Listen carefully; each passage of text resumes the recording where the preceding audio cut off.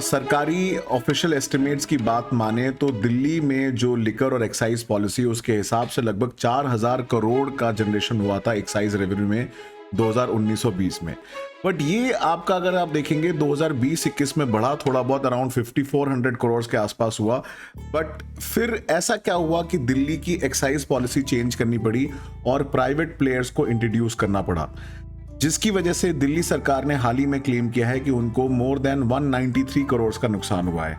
जी हाँ, मैं बात कर रहा हूँ रिसेंटली न्यूज में रही दिल्ली सरकार की एक्साइज पॉलिसी, जिसको लेके यहाँ तक हो गई सिचुएशन की सीबीआई की रेड पड़ी है deputy CM of Delhi Manish Sisodia ji के घर पे, जिनके पास एक्साइज पोर्टफोलियो भी है। CBI suspects that Manish Sisodia हजारों करोड़ रुपए की नकली शराब बेचते हैं। सरकार को चूना लगाते हैं। जो नई पॉलिसी है उसको बंद करके सरकारी दुकानें खोलने के आदेश हमने दिए हैं। In fact, I'm going to take our viewers through the 5 big allegations in this case. तो ऐसा क्या हुआ है और सीबीआई की रेड एक्चुअली में क्यों पड़ी है? एक डिप्टी सीएम के यहाँ पढ़ना बहुत बड़ी बात होती है। जो दिल्ली सरकार है उन्होंने एक नई एक्साइज पॉलिसी लॉन्च करी थी 2021-22 में, और ये नवंबर में लॉन्च की गई थी, जिसका मेन पर्पस था कि कैसे ये जो जितने भी स्टेट रन लिकर वेंडर्स हैं इनको सबको प्राइवेट को दे दिया जाएगा। और इससे क्या होगा, दिल्ली सरकार ये आशा कर रही थी, होप कर रही थी कि उनका रेवेन्यू भी बढ़ेगा साथ साथ, क्योंकि प्राइवेट प्लेयर आएंगे तो अपनी एक्सपर्टीज लेके आएंगे और ज़्यादा चांसेस रहेंगी यहाँ पे ज़्यादा से ज़्यादा रेवेन्यू को लेने की या रेवेन्यू को एक्सट्रैक्ट करने की।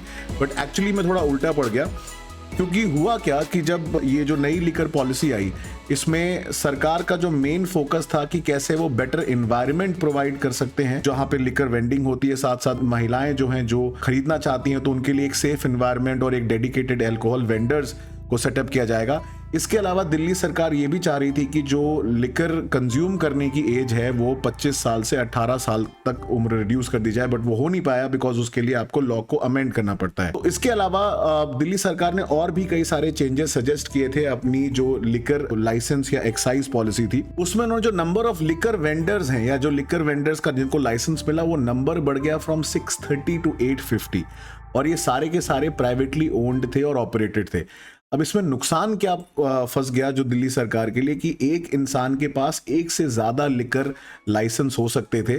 और इसके तहत हुआ क्या कि जब ये पॉलिसी को इम्प्लीमेंट किया गया, उसमें जो ये लिकर वेंडर्स हैं इन्होंने दिल्ली के बाहर और आसपास के एरिया में भी लिकर बेचना चालू कर दिया। तो थोड़ा तो क्या हुआ कि स्मगलिंग भी चालू हो गई इसकी, और साथ साथ जहां पे ये होप किया जा रहा था कि जो लिकर का सिनेरियो है, लिकर वेंडिंग का सिनेरियो दिल्ली में इंप्रूव होगा, एक्चुअली वो बद से बदतर हो गया।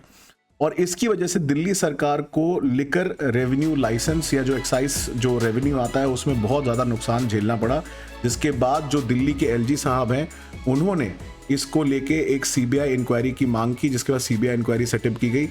और इसके अलावा जो मेजर कंसर्न्स थे या जो मेजर बॉटलनेक्स दिल्ली सरकार को फेस करने पड़े, वो फेस करने पड़े थे because MCD is run by Delhi में। अगर आप देखेंगे बीजेपी जो रन करती है, और उसके अलावा जो कांग्रेस ऑपोजिशन पार्टीज हैं उन्होंने धरना प्रदर्शन किया, क्योंकि बहुत जगह जो ये लिकर वेंडर्स थे या जो लिकर शॉप्स खुली थी ये कुछ ऐसे एरियाज में गई जहाँ पे स्कूल हैं या कॉलोनी के सोसाइटी के लोग प्रोटेस्ट करने लगे, या फिर कुछ रिलीजियस प्लेसेस के आसपास इन्होंने ये लिकर वेंडिंग जोन खोल दिए। तो इन सब रेजिस्टेंस के बाद out of the 850 liquor vendors जो लाइसेंस जिनको मिले थे, उनमें से सिर्फ 850 में से सिर्फ 468 के आसपास, 468 के आसपास ही लिकर वेंडर्स जो हैं वो अपनी दुकान खोल पाए या उसको चला पाए, जिसकी वजह से क्या हुआ, बहुत सारे लिकर वेंडर्स ने अपना लाइसेंस सरेंडर कर दिया। और इसमें सबसे बड़ी बात क्या हुई कि कुछ जो बड़े माफिया टाइप लिकर वेंडर्स थे उन्होंने कार्टेलाइजेशन कर लिया, उन्हें छोटे मोटे वेंडर्स को भगा दिया और अपने पास, जैसे आप बहुत सारी फेमस मूवीज में देखते हो कैसे कार्टल बन जाता है, तो वो जो एग्जिस्टिंग प्लेयर्स थे जो जिनके बड़े बिजनेस थे, कार्टलाइजेशन हो गया, अल्टीमेटली उनको फायदा हुआ, दिल्ली सरकार का रेवेन्यू कम हो गया, जिसके चलते जो एलजी हैं दिल्ली के उन्होंने चीफ सेक्रेटरी से रिपोर्ट मांगी और उसके बाद उन्होंने सीबीआई प्रोब रेकमेंड कर दी। इसी वजह से आपने देखा होगा कि जो डिप्टी सीएम हैं मनीष सिसोदिया जी, उनके घर सीबीआई की रेड हाल ही में पड़ी। वैसे उन्होंने क्लेम किया कि कुछ मिला नहीं है, बट क्योंकि एक्साइज डिपार्टमेंट इन्हीं के अंडर में आता है तो इसलिए जाहिर था कि इनके ऊपर इंक्वायरी की गई। तो अब फाइनली दिल्ली सरकार ने एलजी साहब को रिकमेंड किया अराउंड 31 जुलाई को कि ये पॉलिसी को दिल्ली कैबिनेट ने बोला कि इसको स्क्रैप कर दिया जाए और अगले 6 महीने तक जो सिचुएशन है उसमें पुरानी जो पॉलिसी चल रही थी उसी को कंटिन्यू किया जाए।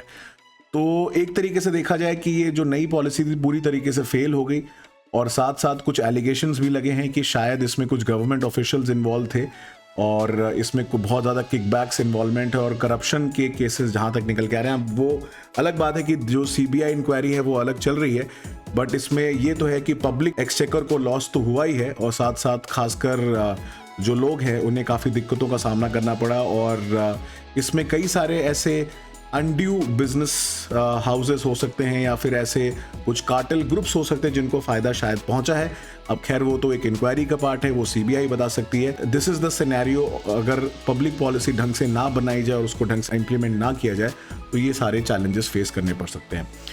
तो अभी के लिए फ़िलहाल इतना ही इस वीडियो के लिए। अगर आपको ये वीडियो पसंद आ रहा है और मेरे और भी ऐसे वीडियो पसंद आ रहे हैं तो इस चैनल को सब्सक्राइब करना ना भूलें। और मेरे अनअकैडमी के या जो भी कोर्सेज चल रहे हैं, जैसे अभी अनअकैडमी पे अनलॉक 20 एक ऑफर चल रहा है, अगर आप चाहें तो सब्सक्रिप्शन ले सकते हैं, उसमें आपको मोर देन 20% डिस्काउंट मिलेगा। और मैंने आने वाले कोर्सेज को सब्सक्राइब करने के लिए डिस्क्रिप्शन बॉक्स में दिए हुए लिंक को क्लिक करें। So till next time, thank you so much everyone and do not forget to subscribe. जय हिंद।